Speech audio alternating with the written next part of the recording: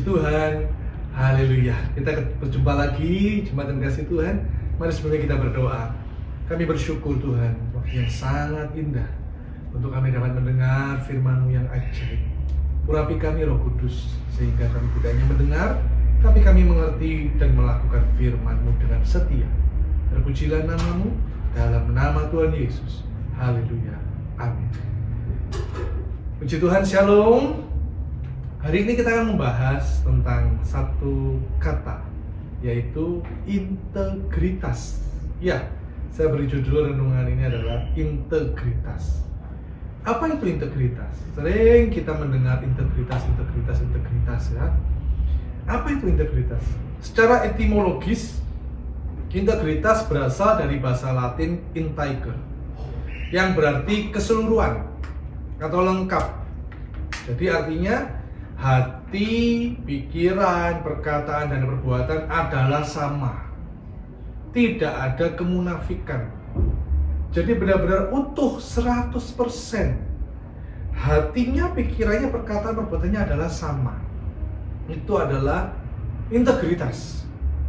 Jadi bagi seorang yang lidahnya fasih berbicara, pintar ngomong, tapi tidak punya hati yang tulus, sebaliknya hatinya penuh dengan muslihat, ada motivasi yang tersembunyi, orangnya pintar ngomong, tapi kalau hatinya tidak tulus, dipastikan tidak punya integritas. Marilah kita mendengar renungan firman Tuhan dan kita pastikan, ya Tuhan, aku mau menjadi pribadi yang berintegritas. Karena itu, saudara dikasihi Tuhan, jangan kita ini terlalu mengejar khotbah-khotbah yang teologi. Iya, khotbahnya harus sesuai firman Tuhan, iya. Dasarnya firman Tuhan, iya, betul, harus. Tapi ingat, orang Farisi juga bicara teologi terus. Orang Farisi bicara tentang Allah terus, tapi hidupnya tidak tampak. Teologianya tidak tampak dalam hidupnya. Jangan bicara iman terus. Apakah kita tidak boleh beriman? Harus beriman. Tapi ingat, iman tanpa perbuatan adalah mati. Jadi kalau kita hanya bicara iman terus, tidak ada prakteknya, tidak ada perbuatannya, ya percuma. Tidak menjadi pribadi yang berintegritas, pintar ngomong doang. Karena itu, saudara jemaat yang dikasihi Tuhan, jangan terpesona dengan karisma sang pengkhotbah. Ya, saya ulang ya. Sekarang kan banyak pengkhotbah ya, baik di YouTube, gereja di Indonesia berapa banyak pengkhotbah? Banyak ya. Jangan terpesona dengan karisma sang pengkhotbah, karena iblis pun bisa menyamar menjadi malaikat terang. Saya ulang, jangan terpesona dengan karisma sang pengkhotbah, karena iblis pun bisa menyamar menjadi malaikat terang. Jemaat yang dikasihi Tuhan, mari kita belajar tentang integritas. Ini tidak hanya saya ucapkan, tapi saya juga belajar menjadi pribadi yang berintegritas seperti Daniel.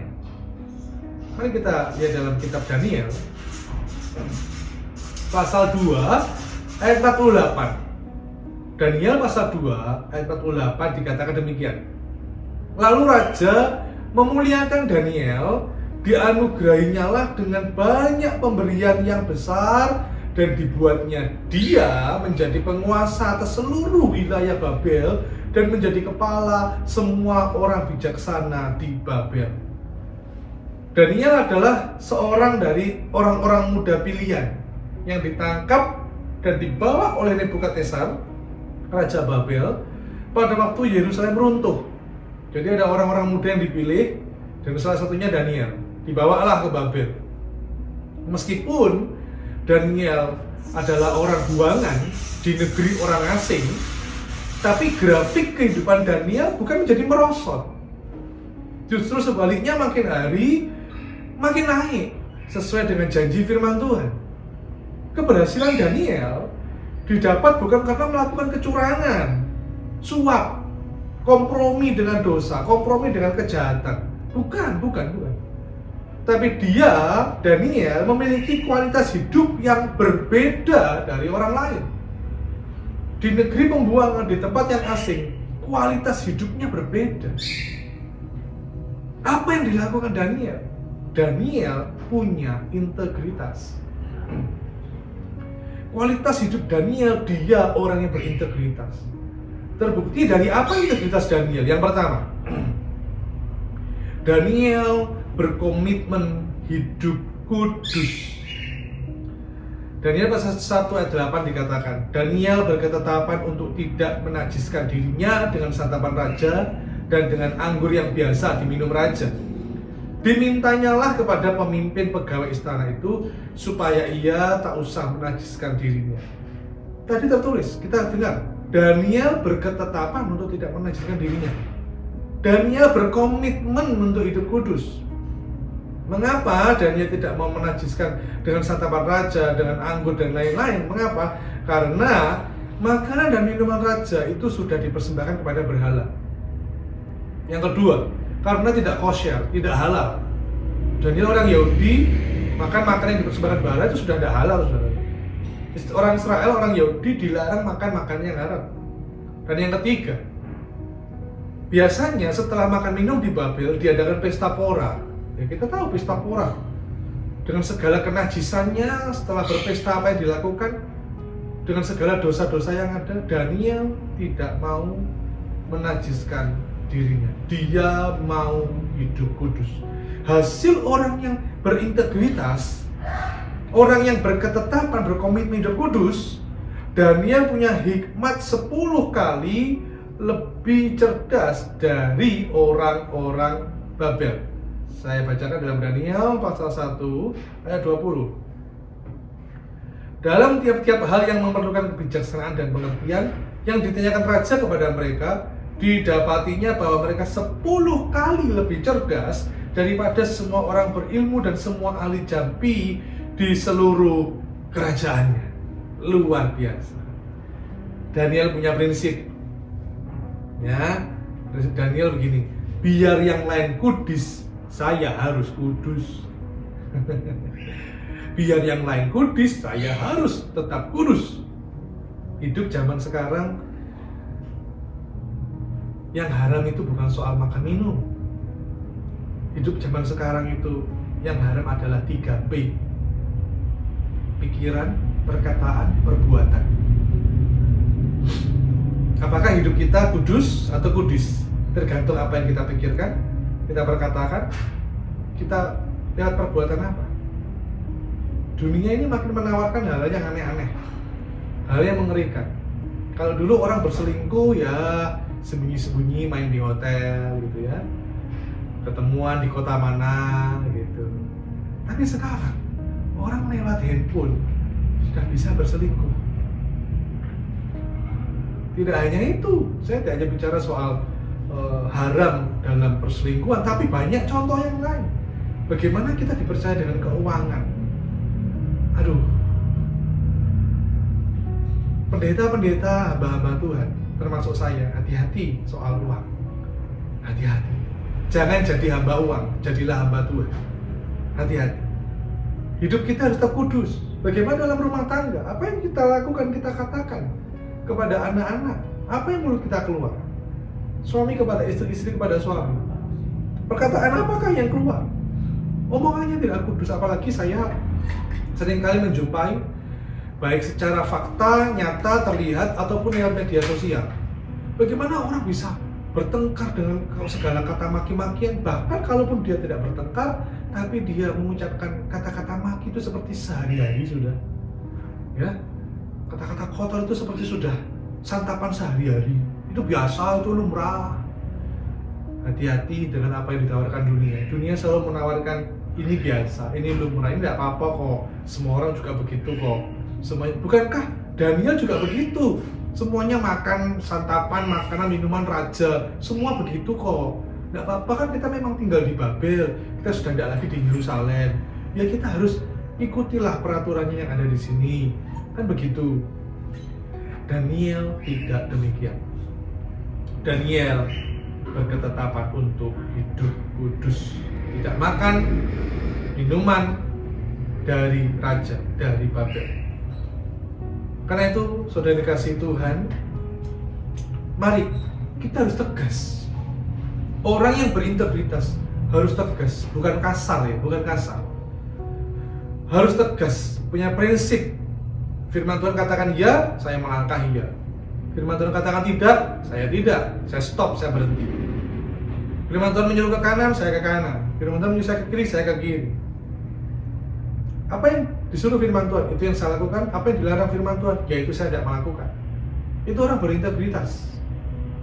Sekali lagi, hati-hati dengan uang, hati-hati dengan lawan jenis, hati-hati dengan dosa seks, hati-hati dengan dosa ketamakan, kerakusan, hati-hati dengan gila hormat, hati-hati. Iblis licik dan sangat licik mencari cara untuk menjatuhkan kita sehingga kita hidup tidak kudus. Berikutnya, Daniel selain berketetapan hidup kudus, Daniel berintegritas dalam pergaulan. Daniel ini menjaga pergaulan. Kita tahu ya, coba di ayat pendukung ada tertulis 1 Korintus 15 ayat 33, pergaulan yang buruk merusakkan kebiasaan yang baik. Daniel tidak sembarangan bergaul. Daniel sangat selektif memilih teman. Makanya dia berteman selain dengan Sadrak, Meshak, Abednego. Saya percaya ada anak-anak muda Yahudi yang dibuang di Babel itu juga ada beberapa orang. Daniel bergaul dengan mereka, orang-orang yang takut akan Tuhan. Makanya orang-orang Babel, pemerintahan Babel tidak suka dengan Daniel. Kok milih-milih? Berteman kok milih-milih? Gak mau berteman dengan saya? Oh awas kamu ya. Gak mau masuk dalam pergaulan kami? Oh awas kamu ya. Makanya orang-orang Babel yang tidak suka dengan Daniel mencari cara mencelakai Daniel. Tapi gak apa-apa, Tuhan di pihak Daniel. Kita tahu kisahnya bagaimana Daniel tidak dimakan di kandang singa. Ya kita tahu itu kisahnya. Karena itu berintegritas, jaga pergaulan kita. Kita bergaul dengan siapa hari-hari ini? Ini ayat ini tidak hanya berbicara untuk anak-anak muda, semua dari kalangan berapa, usia berapapun semua, mau wanita mau pria semua, hati-hati dengan pergaulan. Ya, hati-hati dengan pergaulan. Dikatakan dalam Amsal pasal 27 ayat 17, besi menajamkan besi, orang menajamkan sesamanya. Hati-hati dengan siapa kita bergaul. Siapakah teman-teman sekitar kita menentukan perjalanan hidup kita. Tahun ini tidak bertambah baik, karena itu harus selektif memilih pergaulan. Baik pergaulan di dunia nyata maupun dunia maya, media sosial. Hati-hati dengan siapa kita bergaul. Sebab Amsal pasal 13 ayat 20 dikatakan, siapa bergaul dengan orang bijak menjadi bijak, tetapi siapa berteman dengan orang bebal menjadi malang. Siapa bergaul dengan orang bijak menjadi bijak, tetapi siapa berteman dengan orang bebal menjadi malang. Saya percaya kita mau hidup kita semuanya penuh dengan sukacita, penuh dengan berkat, kesuksesan, kebahagiaan. Tapi kalau kita bergaul dengan orang bebal, aduh hidup kita susah. Hidup kita tidak ada damai, tidak ada sukacita, yang adanya masalah.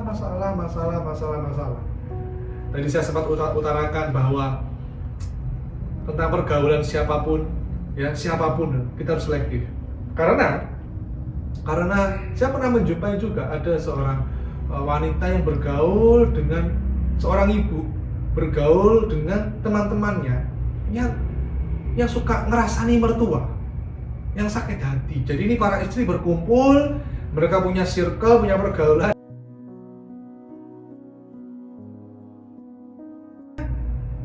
Orang ini, si ibu satu ini terpengaruh, membenci mertuanya. Padahal sebelumnya enggak, karena tidak bisa menjaga hati. Bayangkan dia seorang diri dengan 8 temannya, yang rata-rata semuanya nggak suka dengan mertuanya masing-masing.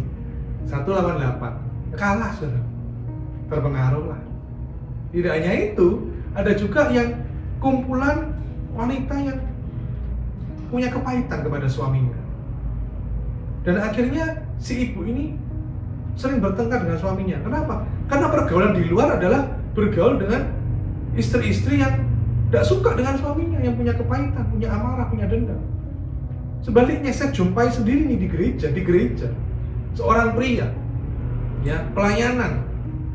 Tapi waktu kami kumpul bersama, yang ditunjukkan seorang pelayan Tuhan, ya, seorang pelayan Tuhan. Yang ditunjukkan waktu kumpul bersama, ibadah belum dimulai, yang ditunjukkan adalah gambar-gambar yang tidak patut, gambar-gambar wanita-wanita dan sebagainya, yang tidak senonoh, yang sangat-sangat saya pikir tidak pantas. Dan itu disodorkan kepada saya. Oh sudah, jangan, sudah, ayo kita mau ibadah, tutup itu. Saya tidak mau. Udah ada ini, gak apa-apa. Saya pergi, saudara. Saya pergi. Hati-hati ya, dengan siapa kita bergaul, siapapun. Mau orang muda, bahkan ini kalau saudara mendengar usia saudara mungkin lansia sekalipun, hati-hati kepada siapa saudara bergaul. Lansia pun kalau bergaul sesama lansia yang tidak punya pengharapan, saudara juga bisa loh tertular loh.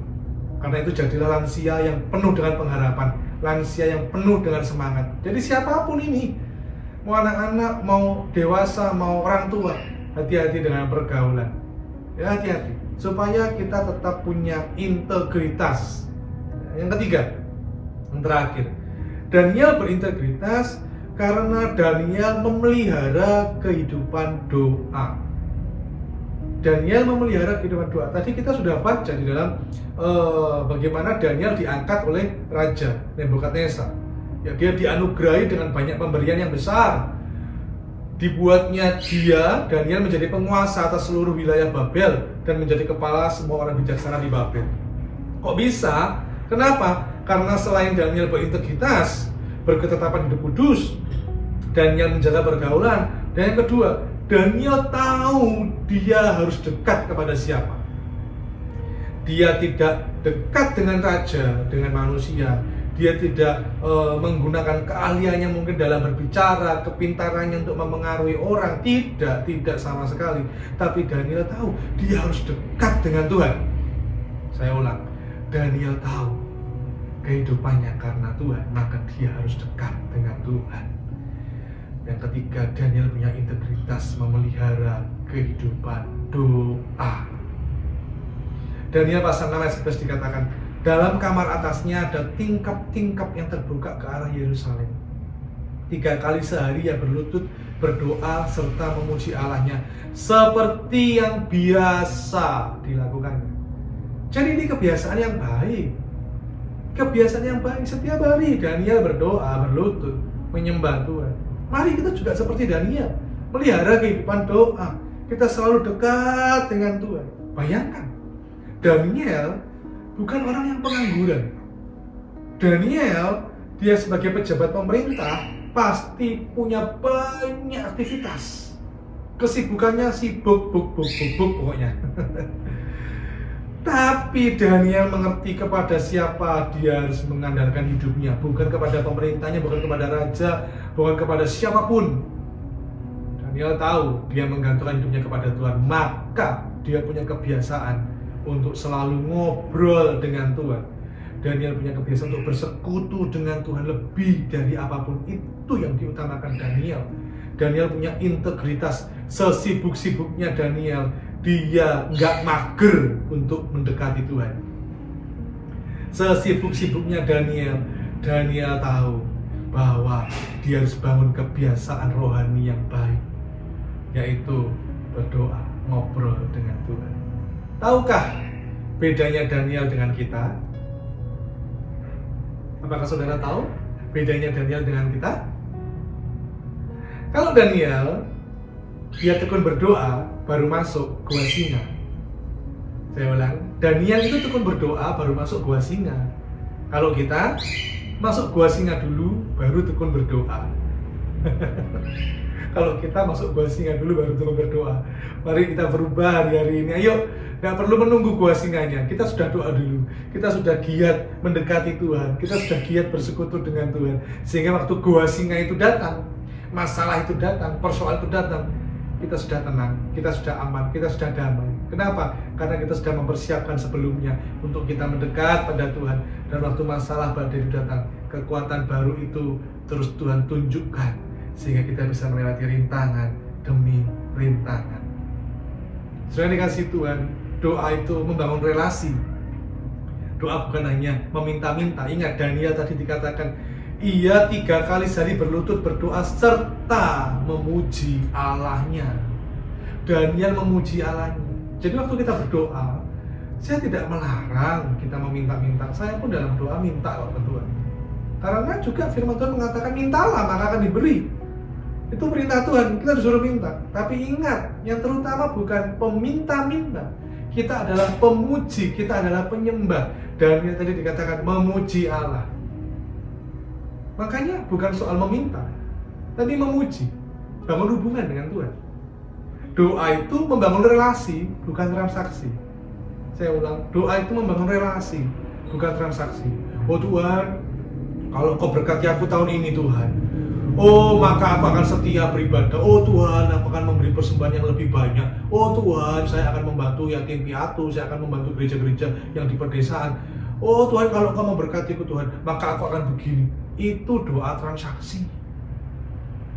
Dan itu bukan kita. Kita adalah doa yang membangun relasi, bukan transaksi.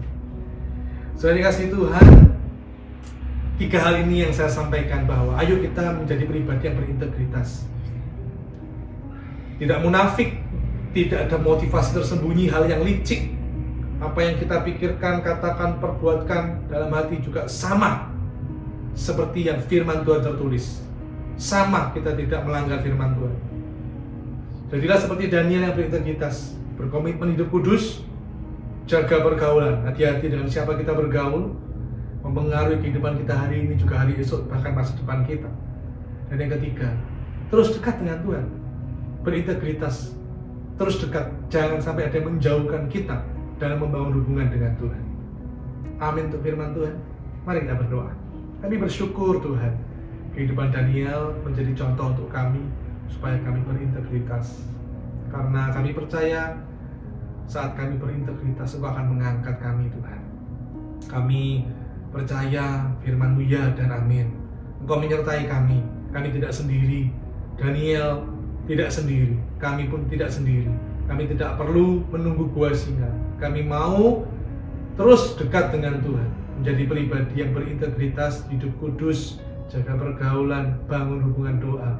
Bersama Yesus tidak ada yang mustahil. Terima kasih Tuhan Yesus. Terpujilah nama-Mu. Kami semua diberkati dengan damai sejahtera dan sukacita. Perlindungan dari tempat yang maha tinggi turun atas kami. Dalam nama Tuhan Yesus. Haleluya. Amin.